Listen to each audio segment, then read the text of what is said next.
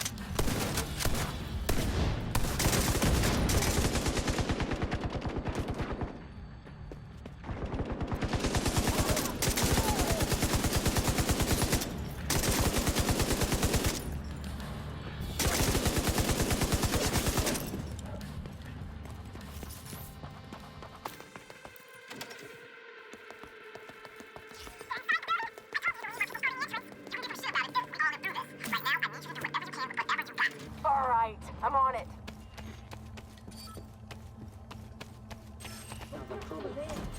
Here you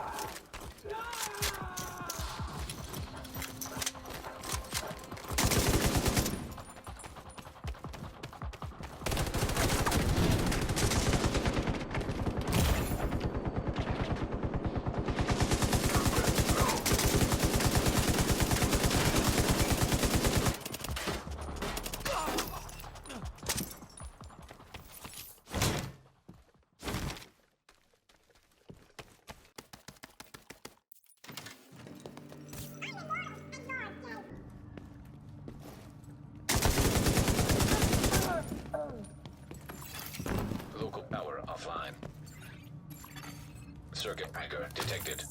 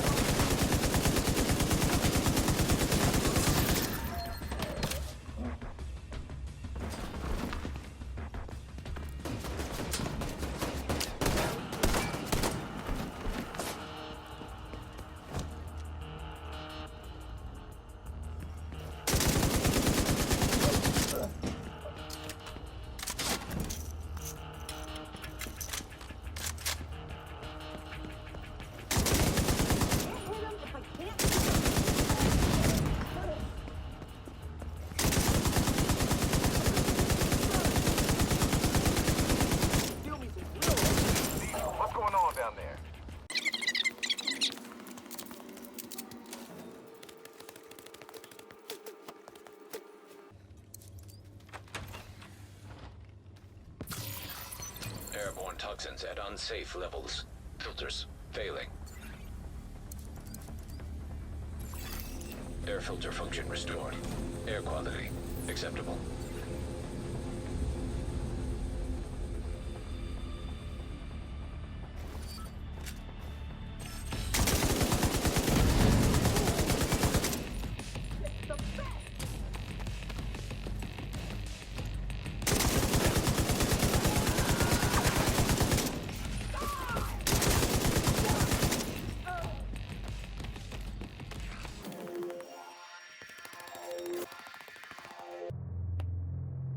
Listen up. We got devils in our house and they mean to kill us all. Stand and fight. You hear me? Stand and fight. Airborne toxins at unsafe levels. Filters failing.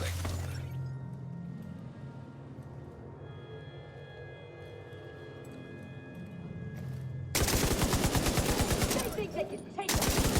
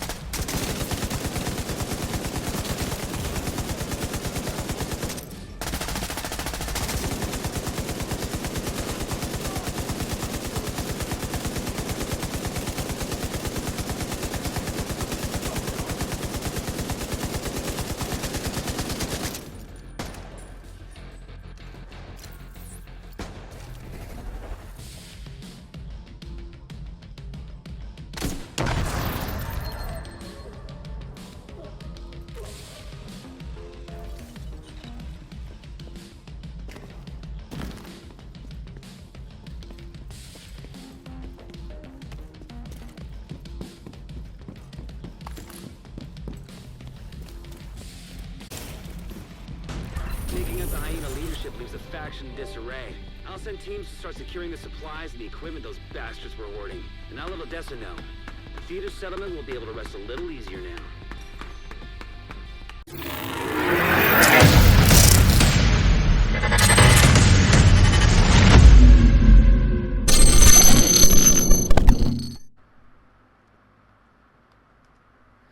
Hey, what is up everyone? The LDB is back at it again, coming at you today with my LMG Unbreakable tanky build. Now, I've recently posted a poll on the channel and asked if you guys wanted to see this or the On the Ropes stability build, and this was the winner. I guess the On the Ropes build will be next. No big deal. If that's what you guys want to see, it is what it is. Now, this build hits pretty hard. It has amazing survivability, and I just can't wait to show it to you. So, as always, if you enjoy or find these videos helpful, definitely smash that like button, subscribe for future content, content. If you are new to the channel, make sure you got that notification bell on, and go ahead and drop a comment down there letting everybody know what you're thinking about this, if you've been using something similar, or if you have any questions. So let's get into it.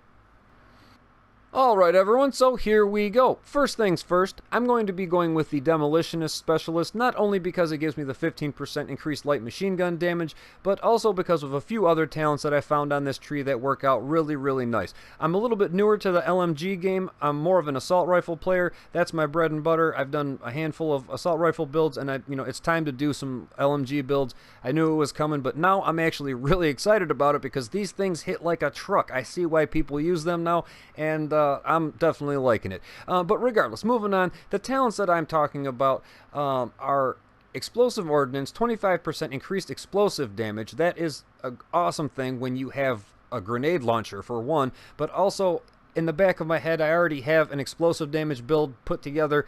I just have to do it, so definitely stay tuned for that. We get the frag grenades that make targets bleed. We have increased burn resistance. Hey, you gotta love that.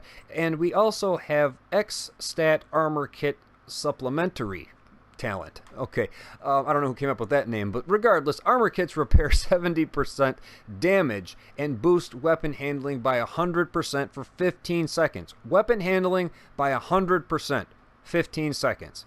That is amazing right there. I know I've done videos before. I don't even use armor kits. I mean, you can play with me whenever you want. I don't use them. Literally, I don't, unless I want this to proc. If I'm having a little bit trouble, getting those shots down range at a target far away, just use an armor kit, and you get that 100% boost to your weapon handling. You'll definitely be able to land those shots, and more or less headshots. But that's not even the best thing. We get this one here, Demolitionist Tactical. Group members gain 5% damage to targets out of cover. So, hey, that's a great thing right there. You're helping out the team.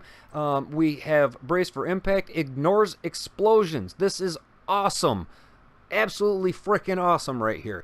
A grenade lands in your lap, boom, doesn't do anything. It can only trigger once every 60 seconds. Wow, every once a minute. That's not a big deal. This definitely is amazing, especially when you get those, heroic grenade launchers that are just lobbing them in your direction. This will definitely help you out. At least you could take one roll, get to some different cover, do what you got to do, but definitely use this one. I highly recommend it. Absolutely amazing. Now we have Crisis Response. When armor is reduced to 0, refills all main weapon ammo. What? This is just... this is amazing. This is amazing. Now, on top of, obviously, all the other talents that we got going on here, but those are the few that I really enjoyed, and I definitely recommend you put them all to use if you can. So let's get on to the build and check that out. Alright everyone, so first let's take a look at these weapons, and then we will be off to the gear set. Now my primary weapon here is a Black Market M60 E6. I really got lucky with this weapon because, well, first a couple tips on LMGs. The M60 has the highest per bullet damage out of all the LMGs as far as I've found, which is a great thing. And this weapon, I was lucky enough to have 4 mod slots on, so that's a great thing as well. Now what you do not want to use, is a base model LMG, kind of like this MG5 right here, because it only has 3 mod slots, which means that you're going to be missing a mod slot for your muzzle, and on a weapon that has next to no accuracy, questionable stability at best, you really need that extra mod slot if you want to have that extra stability or accuracy.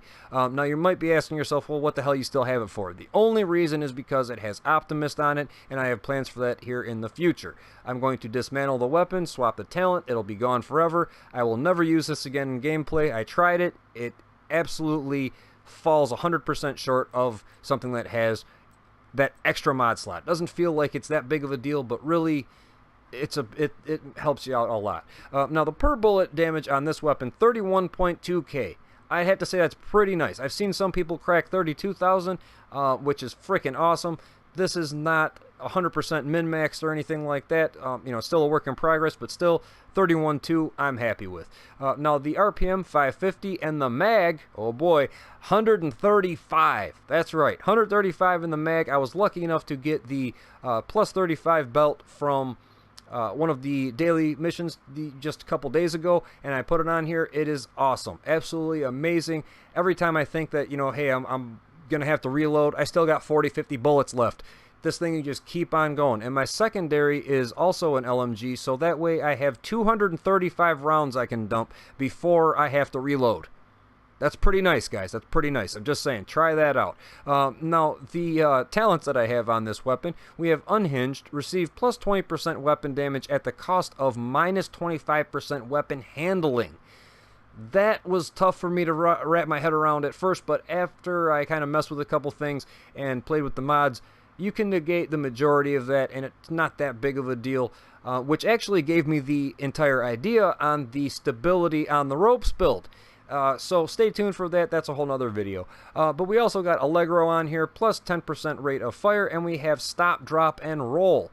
Absolutely awesome, especially when you pair it with the Pestilence. While equipped, rolling removes burning, bleed, and poison status effects. Can occur once every 60 seconds. So once a minute, you can roll out of a burn, bleed, or poison. And I've been playing a lot of heroic level 4 checkpoints, things like that, and that status effect is real, guys. That status effect is real, especially that poison. And if you can just roll out of it, hey, that is an awesome thing. Now, the mods that I have on this weapon, the optic gives me 10% accuracy. The ammunition belt, like I said, plus 35 rounds. We got the underbarrel giving us 10% stability, and the compensator giving us another 10% stability. All about making it as laser beamish as possible. I don't even know if that's a word, but I'm going to use it. Now, moving on to my secondary, it is the Pestilence. I know a lot of people do not really like this weapon, but it's been growing on me, guys. It's been growing on me. We got the Plague of the Outcast. After hitting the same enemy 10 times, that enemy is inflicted with Plague of the Outcast. Whenever an enemy with Plague of the Outcast is killed, they leave a toxic cloud for 10 seconds that deals 400% weapon damage per second to anyone inside and inflicts them with Pestilence. So it spreads, and you do that extra it's absolutely amazing. And if you get into, again, like a heroic mission and you got 12 people coming out at you, you take one down, you pop them, the rest of them, oh boy, it's amazing. And the rest of the team gets this as well, as far as I know, and they just start falling. Pestilence, this debuff reduces healing received by 50% for 10 seconds. Whenever an enemy with Pestilence would be downed, they are instead instantly killed. Gotta love that. The debuff is removed if the enemy is repaired to full armor. So if you can repair to full armor first, hey, I guess you win, right? But we have Outcast Resilience down here. While holstered, gain 20% bonus armor for 5 seconds when you are affected by blind, bleed, or burning. So again, like I was saying with Stop, Drop, and Roll, if you compare those two together, status effects really don't mess with you a whole lot. You get that extra 20% armor, so it's not going to be hurting you at least that much. I mean, that'll negate some of it, right? And then all you got to do is roll out of it, and you're good to go. So, hey, there it is. But those are the weapons, guys, right there. Let's go on to the gear set now and get that going. All right, everyone, and here it is. As you can see, we have 4 reds, 13 blue, and 2 yellow. Our armor is at 257,000. I'd have to say that's pretty good. Our health is 102,000. Pretty nice. And our skill power is, well, 514. Not so great, but it is what it is. Now, as far as the build goes, before I get into all this stuff here, first I want to point out we do have Unbreakable on the chest, and we have Safeguard on the backpack. These are both somewhat hard to get to activate at one time, so when you look at some of the gear pieces, don't think I'm crazy. It was all done for a reason. So let's jump right in here and take a look at the mask. It is a Badger mask, giving us 7% damage to elites, but you will also notice that the attributes are all blues. We got health, health, and health on a kill. I wish one was at least armor, but it is what it is. Point being is, I do not have an extra roll on my mask for damage to elites, which is why I went with the Badger mask. At least you get that 7%, right? But again, point being is, we need to stack those blues. We need to get those blues up. So let's take a look at the chest piece here. It is Petrov, giving us 10% LMG damage. And we have some skill power on there, not that big of a deal, but we get some crit damage, crit chance, and I put the 7% weapon damage on there. That's the highest roll I got right now. I'm still waiting for that God roll chest piece to pop up, but until then, this is where I'm at. But it does have Unbreakable on it, which is what I am going for. 70% of max armor is repaired when your armor is depleted. So as soon as it goes to 0 armor, 70% of it comes right back. Instant. Boom. It's back. So it's almost like a nomad build in a way, kind of. And then also after the fact, armor kits used within the next 7 seconds are not consumed. Now, I personally don't use armor kits, but if you do, hey, for the next 7 seconds, they are not going to be consumed. The only downfall is it takes 11 or more blues to activate. So it's kind of tough to activate, but once you do, it is 100% worth it. Now, the mod that I have on here is armor on a kill, and 1% total armor. I love that mod. That's a great mod right there. Now, the holster here, it is Fenris. It is Fenris. I don't know why. Well, I do know why, because I haven't been able to get an Araldi or a Duggan Harding that has a blue roll with Devastating on it. I've been trying, guys, and I can't get it. I'll probably get it later on tonight after I upload this video, but it is what it is. Point being, we got to stack those blues some more, and we get that Devastating, that 5% weapon damage. So that's actually better than having a, crit chance roll or something like that. Just having that Devastating alone on there. So other than that, moving on to the knee pads here. They are Murakami, giving us that 8% health. We finally got an armor roll. It's not the best, but hey, it's some armor. And we also have Patience on here. After being in cover for 5 seconds, armor repairs by 5% every 1 second. Now, with Unbreakable on, with Patience, and Safeguard, all running at the same time, you probably shouldn't be going down at least very often. I mean, unless you're just running right out in the open or something, but I'm telling you, with these 3 healing talents, you are on almost God mode. Now, the mod that I have on here gives us some health regen, and some armor on a kill right there, so that's pretty good. Now, moving on to the gloves here, they are Gila Guard.